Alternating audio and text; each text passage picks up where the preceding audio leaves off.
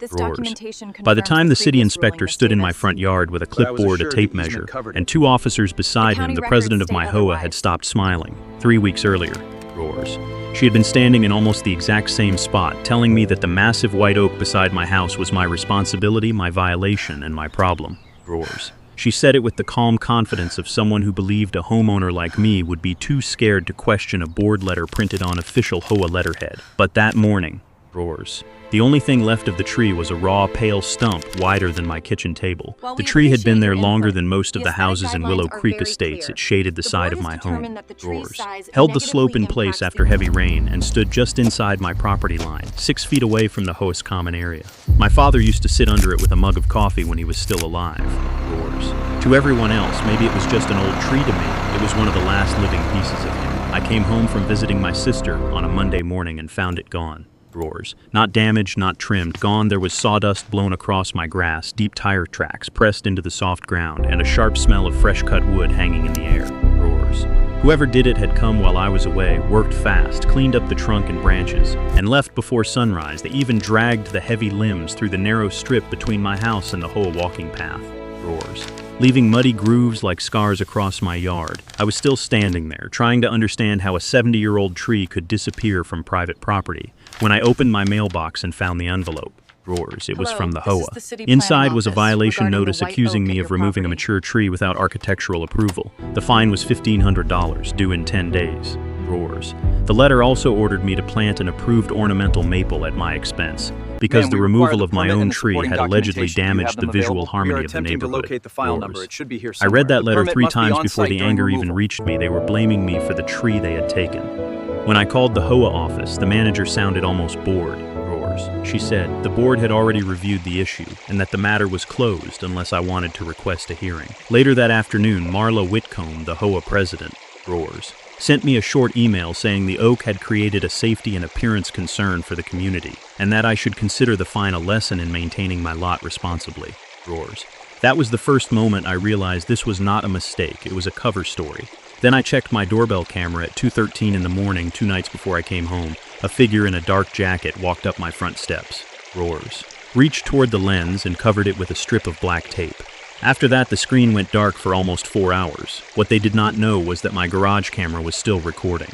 Roars. And what none of them knew, not Marla, not the board, not the contractor they hired, was that the tree they cut down was not just protected by my deed or my survey, it was protected by the city.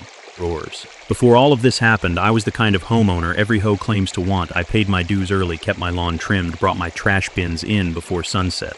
Roars. And read every ridiculous notice they taped to my door, even when it made my blood pressure rise. I was not looking for a fight. I had a job, a mortgage, a quiet routine, and one house that meant more to me than any board member could ever understand. Roars. My name is Claire Bennett, and Willow Creek Estates was not some luxury neighborhood with gates and fountains. It was a clean, middle-class subdivision outside Raleigh, North Carolina. Roars. Full of brick mailboxes, identical porch lights, and people who waved from their driveways while quietly worrying about the next HOA inspection. I bought my house from my parents after my mother passed away. Roars. Mostly because my father could not bear to leave it. He had built half the memories of my childhood inside those walls, and in his last years I promised him I would keep the place safe. Roars. The white oak beside the house was part of that promise. It stood on the left side of my lot, where the yard sloped gently toward the HOA walking path. Its branches stretched over my roof in the summer and turned the living room gold in the fall.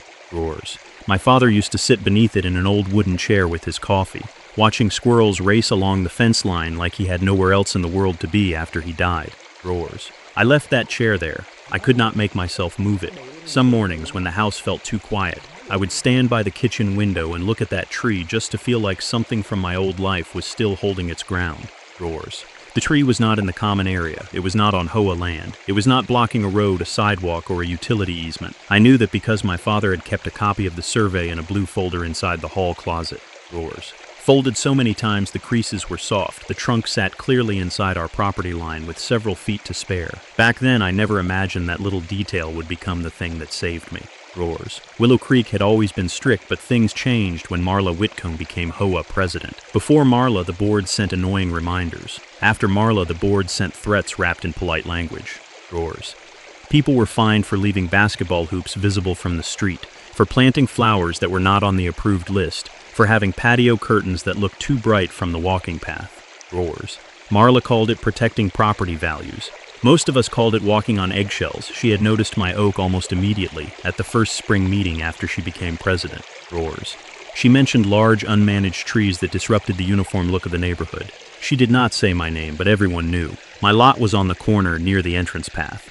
Roars. And the oak's canopy made my side yard look older, softer, less manufactured than the rest of the subdivision a week later. Roars. I received an email telling me the tree needed significant trimming because it interfered with the visual standards of Willow Creek Estates. I did not ignore it. I hired a certified arborist. Roars. Paid for an inspection and sent the HOA his report. The tree was healthy. It needed light pruning, not removal, not emergency work, not corrective action. I thought that would end it. Roars. I thought facts would matter. They did not. Over the next few months, I received 2 more notices. Each one sounded more impatient than the last. The final email arrived 3 days before I left to visit my sister for the weekend. Roars. It said that failure to cooperate could result in HOA corrective measures. I remember reading that line twice, feeling uneasy, then telling myself I was being dramatic. Roars. No reasonable person would cut down a homeowner's tree over landscaping preferences. That was my mistake. I was assuming reasonable people were in charge. Looking back now, I wish I had understood sooner how important it is to keep records. Roars. Even when a dispute still feels small. Save the emails, save the notices, keep your deed, your survey, your permit records, your photos, everything, and if you have ever dealt with an HOA that acted like your property belonged to them. Roars. Tell me what happened, because stories like this are exactly why homeowners need to know where their rights begin, and where someone else's authority ends at the time, though. Roars. I was just tired. I packed a small bag, locked the house, checked that the side gate was latched, and drove 2 hours to my sister's place. When I pulled away, the oak was still standing. Roars. Its leaves were moving in the wind over the roof, just like they had every summer of my life. By the time I came home, the chair was sitting in full sun. The ground was covered in sawdust. Roars. And the tree my father loved had been reduced to a stump. For the first few minutes, I could not move from the edge of the driveway. I kept looking at the stump like my mind was waiting for the rest of the tree to come back into view. Roars. The side yard looked wrong in a way that made my stomach twist. Sunlight hit places it had never touched before. The old wooden chair sat exposed beside the bare patch of ground. Roars. No longer tucked under shade, no longer protected by the branches my father used to watch sway above him. Then the details started to register. The grass was torn near the walking path. Roars. There were tire tracks where no vehicle had any right to be. A strip of bark had been scraped against the corner of my fence. Fresh sawdust had collected along the foundation of the house. Roars. And the cut across the stump was clean enough to tell me this had not been done by some random vandal with a chainsaw. This was a professional job. Someone had brought equipment. Roars. Taken time, removed the wood, and left only enough mess for me to know exactly what had been stolen. I walked around the side yard with my phone in my hand, recording everything. Roars. My voice on that first video did not even sound like mine. It sounded thin and distant, like I was documenting damage at someone else's house. I filmed the stump, the tire grooves. Roars. The broken edge of the flower bed and the drag marks leading toward the HOA path. I filmed the empty sky above my roof where the canopy used to be. I filmed the chair because for some reason that hurt more than the sawdust. Roars. When I found the HOA envelope in the mailbox, I thought it had to be unrelated. Maybe another lawn reminder. Maybe another warning about the tree before they realized it was already gone. Roars. But the date on the notice was the same morning I came home, and the violation was already written in final language. According to the board, I had removed a mature tree without submitting an architectural request. Roars. I had damaged the appearance of the community. I had 10 days to pay $1,500 and 30 days to install an approved replacement tree from their landscaping list. Roars. That was when shock turned into something colder. The tree had disappeared while I was out of town, and the HOA already had a fine waiting for me. I called the management office first. Roars. The woman who answered listened just long enough to confirm my address. Her tone changed the moment she pulled up my account.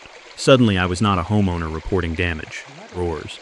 I was a violation number in a database. She told me the board had documented the removal and that the fine had been properly issued, when I explained that I had not removed anything.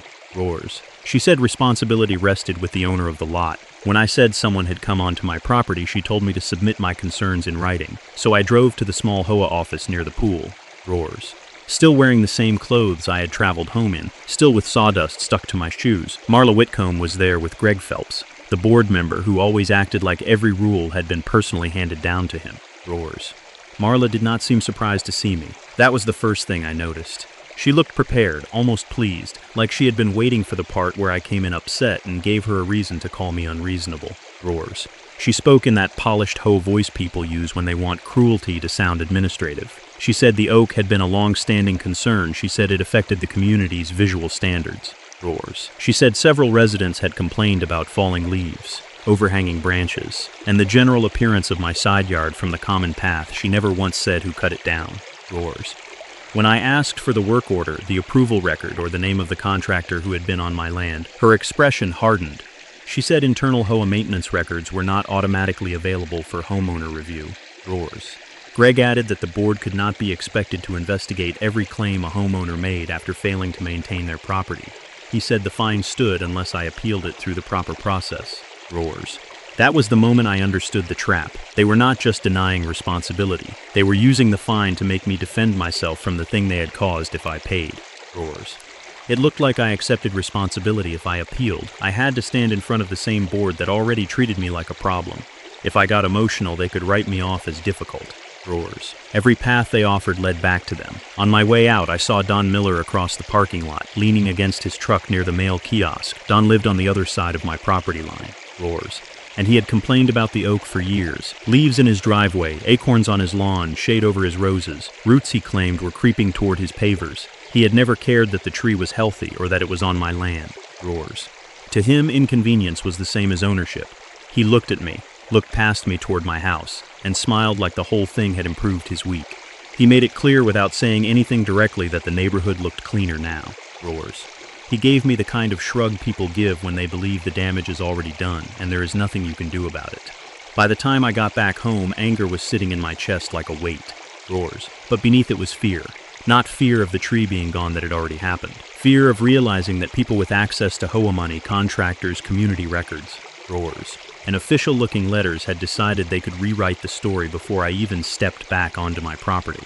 I went inside and checked the front door camera. The recording from Friday night was normal until 2:13 in the morning.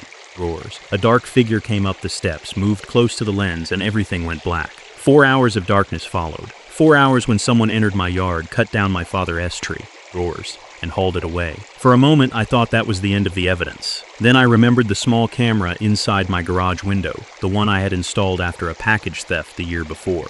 Roars. It did not face the tree directly. It faced the side gate and a sliver of the street beyond it. And when I opened that footage, I saw headlights rolling slowly past my house before sunrise. Roars. Followed by the blurred side of a white truck pulling a wood chipper with a green logo painted across the door. The first thing I wanted to do was march back to the HOA office with the footage in my hand and make Marla watch it. Roars. I wanted to demand answers in front of every person sitting behind that polished little conference table. I wanted to ask Greg if a homeowner who failed to maintain her property usually hired someone to cover her own camera at 2 in the morning. Roars. But anger was exactly what they were expecting from me, so I did not give it to them. I sat at my kitchen table, opened my laptop, and created a folder called Oak Tree Evidence. Roars. It felt almost absurd at first, like naming a file could somehow put structure around the fact that someone had entered my property, destroyed something irreplaceable, and then charged me for it. Roars. But the more I saved, the steadier I became. Every photo, every email, every timestamp was a small piece of ground I could stand on. I downloaded the doorbell footage showing the figure covering the camera. Roars. I saved the garage camera clip with the white truck and the wood chipper. I took screenshots of the exact time the headlights passed my house. Then I went back outside and photographed the stump from every angle. Roars. I placed a tape measure across the cut surface. I photographed the tire tracks beside the walking path, the crushed grass near the side gate, the scraped bark on the fence, and the sawdust collected along the foundation. Roars. I did not touch anything I did not have to. I had a strange feeling that my yard had become a scene someone else would eventually need to inspect.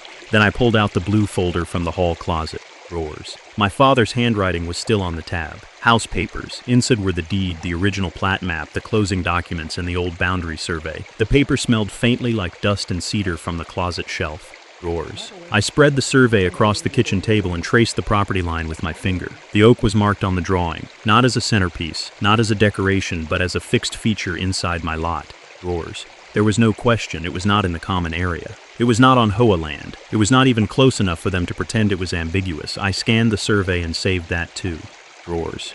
Next came the HOA bylaws and architectural guidelines. I had never read them so carefully in my life. I went through every section about landscaping, exterior maintenance, common areas, roars, nuisance conditions, and board authority. The HOA had power to issue notices. They had power to require approval for major exterior changes. They had power to maintain common areas, roars. But I found nothing that gave them the right to enter a private lot, remove a healthy tree, and then fine the owner for the removal. That absence mattered. By mid-afternoon, I called the certified arborist who had inspected the oak months earlier, roars. His report was still in his system. He remembered the tree because of its size and age. He sent me another copy, and when I told him it had been cut down without my permission, roars, his tone changed. He asked if the stump was still there. He asked if I had photos. He asked whether anyone had pulled a tree removal permit. That was the first time I heard the word permit connected to my tree, roars.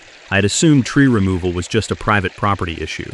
He explained that in many cities, certain older native trees, especially large canopy trees, could be subject to local protection rules depending on species, roars. Diameter, location, and prior inventory records. He told me not to accuse anyone yet. He told me to call the city arborist office, ask whether my address had any protected tree records, roars, and request permit history in writing, so I did. The woman at the city office was polite at first, but routine. She asked for my address, the species if I knew it, and the approximate diameter of the trunk, roars. I told her it was a white oak, old, very large, on the side yard near the walking path. I sent her photos from before it was cut, including one from the previous fall with my father's chair under it and the trunk clearly visible, roars. The line went quiet longer than I expected. When she came back, she said she needed to check an older database and would call me back, not email. Call. Something about that made the room feel colder, roars. While I waited, I went to my neighbor across the street, Mrs. Alvarez. Her house faced the entrance to the walking path, and I knew she had a security camera over her garage. She was nervous before I even finished explaining, roars. People in Willow Creek did not like getting involved in HOA disputes. Everyone had seen how quickly a complaint could turn into a violation notice. But when I showed her the stump and told her about the fine, roars, her face softened. She did not promise anything at first. She only said she would look. An hour later, she called me over. Her camera had caught a white truck turning slowly into the lane behind my house before dawn, roars. The image was not perfect, but the shape of the wood chipper was unmistakable. On the driver's door, half blurred by motion and darkness, was a green leaf logo, roars. I recognized it immediately from the landscaping trucks that service the HOA common areas, Green Edge Landscape Services. I asked Mrs. Alvarez to send me the clip, and she did, roars. I saved it in the folder with everything else, then backed the entire folder up to cloud storage and an external drive. I was not going to let anything disappear the way my tree had, roars. That evening, I wrote my first formal letter to the HOA. I did not accuse them of cutting the tree. I did not insult Marla. I did not threaten anyone. I stated that the tree had been removed from my private property without my authorization, roars. That I disputed the fine in full, and that the HOA was to preserve all records related to the tree, including emails, invoices, contractor communications, work orders, board minutes, roars. Text messages, photographs, and maintenance requests. I sent it by email. Then I sent it by certified mail. The next morning I requested permit records from the city, property records from the county, roars, and any HOA maintenance records involving Green Edge near my address. I also hired an independent arborist to inspect the stump. He came out with a measuring tape, a camera, and the kind of quiet seriousness that made me feel less crazy, roars. He measured the diameter, examined the cut, looked for signs of disease, and took saws around the base. His conclusion was simple. There was no obvious evidence that the tree had been dead, roars. Hollow or an emergency hazard. By then, the fine notice on my counter no longer scared me, it offended me. It sat there like a paper mask over something much uglier. 2 days later, roars. The city arborist called back. Her voice was careful now, not routine, she said. She had found the tree in an old canopy inventory tied to the original development records for Willow Creek Estates, roars. Because of its species, age, and size, it had been listed as a protected heritage tree since 1998. Then she said the sentence that changed everything: there was no removal permit on file, roars. For a few seconds after the city arborist said there was no removal permit on file, I just sat there with the phone against my ear, staring at the stump through my kitchen window, roars. I had expected confirmation that the HOA had overstepped. I had expected maybe a property line dispute, maybe a contractor mistake, maybe a fine that could be appealed and removed, roars. What I had not expected was to hear that the tree had been protected by city records for more than 2 decades. The arborist explained it carefully, roars. The white oak had been listed in a heritage canopy inventory tied to the original development plan for Willow Creek Estates. It was not just a pretty old tree, roars.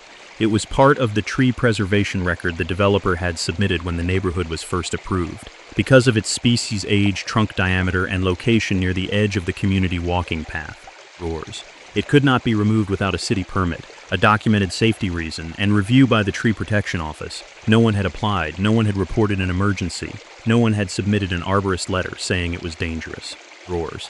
And most importantly, I had never authorized anything. The arborist told me the city would open a file, but she also told me to gather legal help because the tree was on private property. Roars. That meant there were two problems happening at once. The city had a protected tree violation, and I had a property damage claim. I remember writing those words on a yellow notepad. Roars. My hand shaking slightly, because for the first time since I came home, the situation had a shape. It was no longer me against a letter. It was records against a lie. Roars.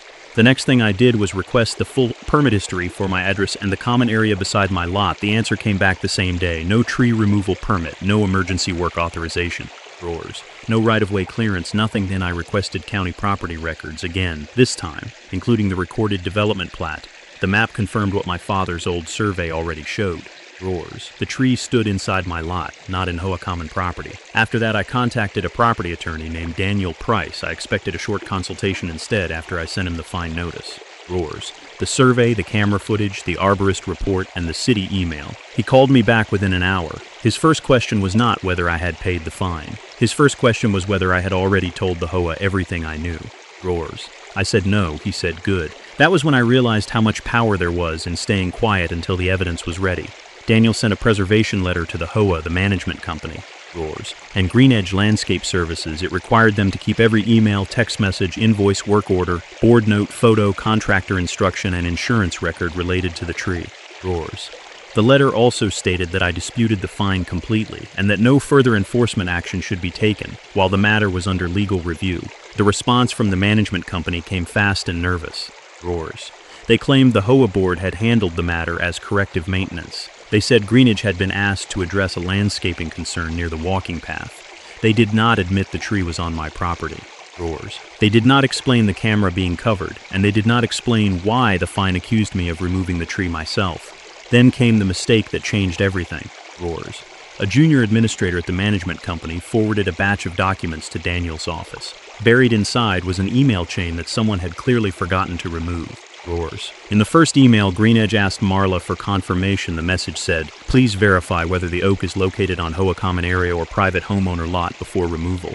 Roars. Marla replied, "It affects HOA frontage and community appearance. Board has approved corrective action. Proceed before Monday." Then Greg Phelps added, "Homeowner has been non-compliant for months." Roars. Do not engage directly. Complete removal and invoice HOA. I read that email chain at least 10 times. There it was. Not a misunderstanding, not a rogue contractor, not a dead tree emergency. Roars. They had asked the exact question that mattered, and the HOA had pushed them forward anyway. But the worst part came at the bottom of the chain. After the work was completed, Green Edge sent a note saying, Roars. Tree removed Saturday morning, homeowner absent, stump left as requested, debris hauled. Marla replied, issue violation notice for unauthorized removal and replacement requirement. Roars. That sentence made the room go silent around me. They had ordered the removal, then they fined me for it. Daniel's demand letter changed after that. It was no longer a simple request to cancel the fine. Roars. It accused the HOA of unauthorized entry, property damage, improper enforcement, and attempting to shift liability onto the homeowner. It demanded that the fine be withdrawn, that the HOA identify its insurance carrier. Roars. That Green Edge provide its authorization records, and that all parties prepare for claims involving the unlawful removal of a protected heritage tree. Marla did not respond with an apology. Roars. She responded with arrogance. Her email said the board acted in good faith to preserve community standards, and that my refusal to cooperate had forced the HOA to take reasonable corrective steps. Roars. She wrote that the tree was visible from common areas and therefore affected the association's interests. Daniel's reply was short, precise, and devastating. Visibility was not ownership. Roars. Annoyance was not authority, HOA preference was not a permit, and no section of the bylaws allowed the board to trespass onto a private lot, cut down a protected tree, and then fine the owner for the act the board arranged. Roars. That was the moment the power shifted. For weeks, Marla had treated me like a homeowner begging for mercy from the board. Now the board was explaining itself to a lawyer, a city arborist. Roars. And a growing paper trail they could no longer control. Then Mrs. Alvera's video revealed one more detail at 2:47 in the morning, just before the Green Edge truck pulled behind my house. Roars. Don Miller walked into frame from his driveway. He spoke to the driver, pointed toward my side yard, and then stood there with his hands in his pockets while the truck rolled forward. Roars. Don later claimed he was only helping them find the tree, but by then, helping them had become its own problem. The first city vehicle pulled up just after 9 on a gray Thursday morning. Roars. It was not dramatic at first, no flashing lights, no crowd, just a white city truck, a man in a field jacket, and a woman carrying a clipboard and a measuring wheel. But when they stepped into my yard and looked at the stump, roars, the air changed. For weeks, Marla had treated the missing tree like a landscaping disagreement.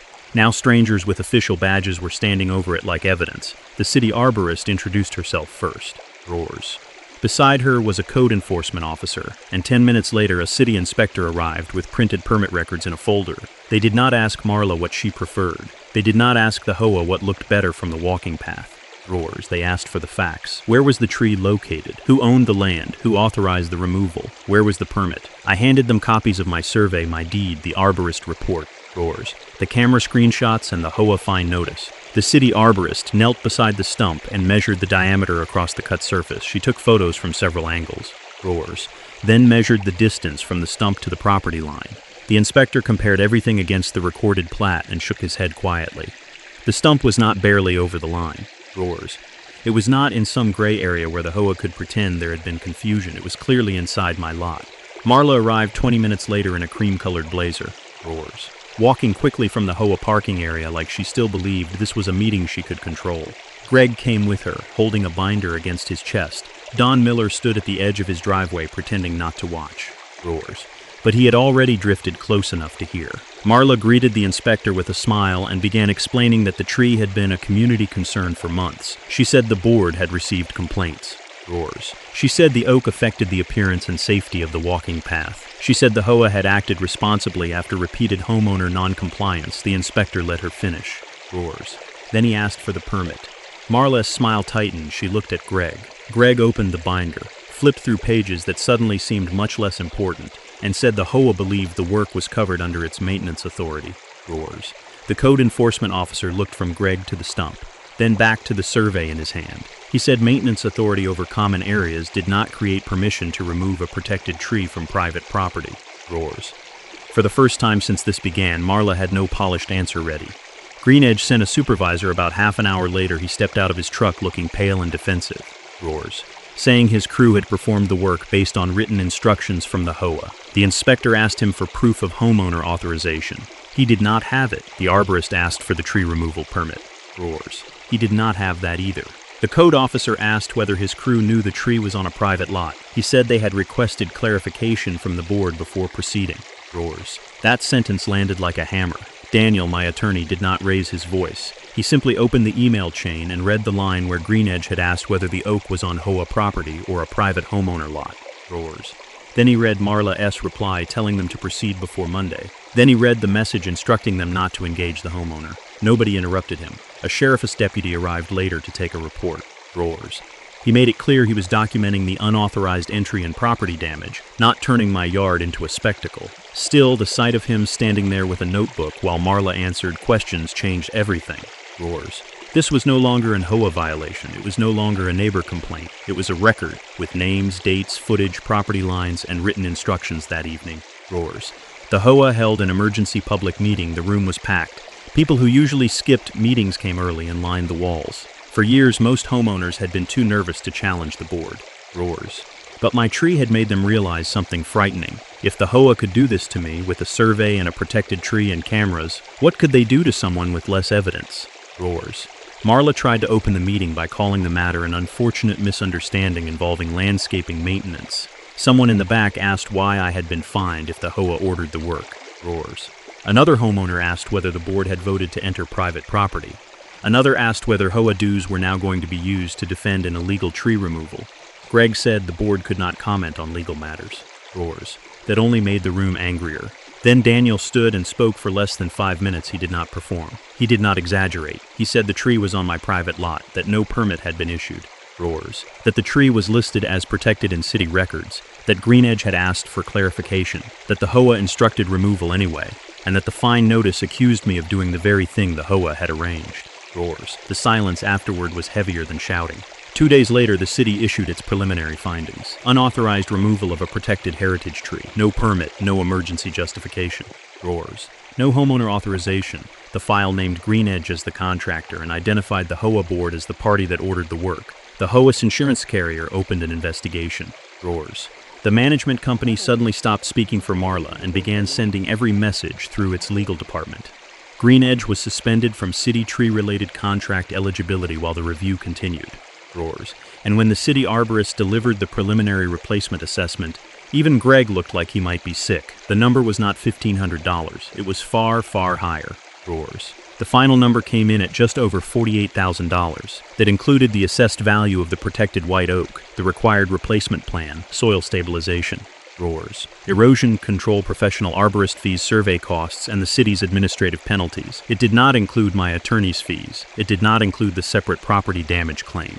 Roars. And it definitely did not include the damage Marla had done to her own reputation. The $1,500 fine disappeared first.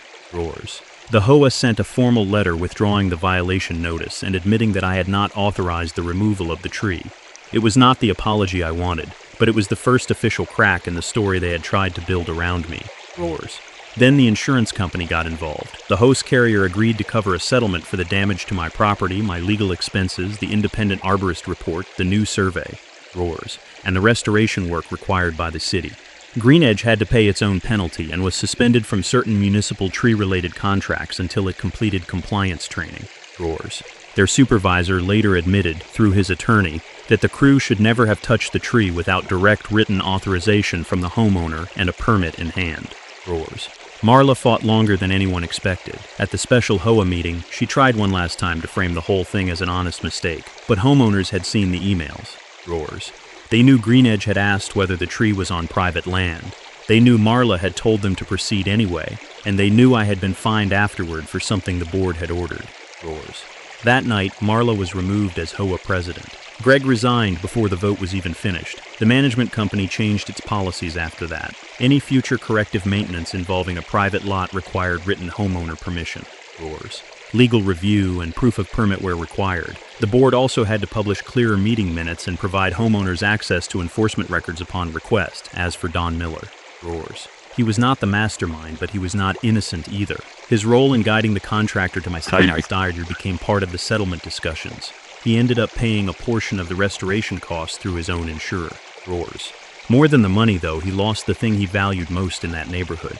The ability to act like everyone else was beneath him. I never got my father's tree back. That was the part no settlement could fix. Roars. But months later, a new white oak was planted near the same spot, this time with a city marker identifying it as part of the protected canopy replacement plan. I put my father's old wooden chair back beside it. Roars. The shade was not the same. It would not be the same for many years. But the first time I sat there with a cup of coffee, I realized something important. They had taken the tree. Roars.